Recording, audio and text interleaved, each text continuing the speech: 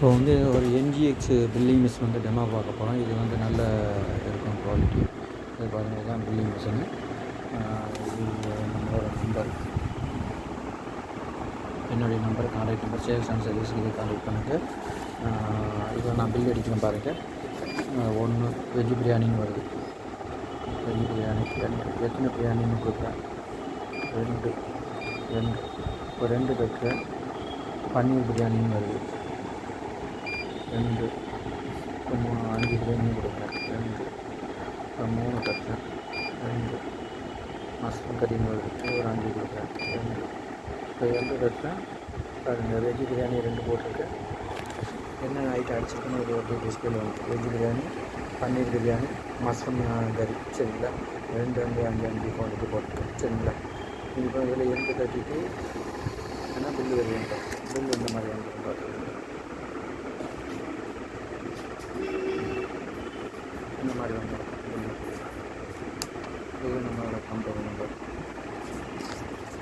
Report இதில் sales எடுத்துக்கலாம்.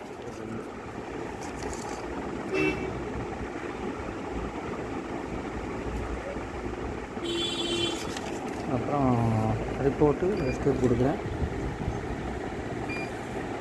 Escape 4 number report, sales report 1 number போகிறேன்.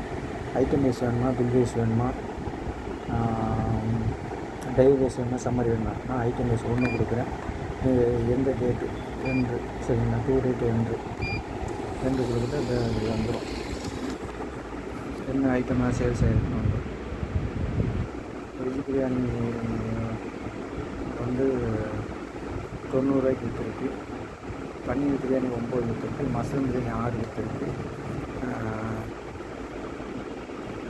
கோழி பஜ்ஜின்னு சொல்லிட்டு 1 விற்றுருக்கு. மொத்தம் 2609 ரூபாய்க்கு சேல்ஸ் ஆகிருக்கு. இந்த மாதிரி சேல்ஸ் ரிப்போர்ட் வந்துடும். இதில் பாருங்கள், item wise report, bill wise report, day wise report, summary report இதெல்லாம் இருக்குது. சேல்ஸ் அண்ட் சர்வீஸு கான்டாக்ட் பண்ணுங்கள். Micro standards.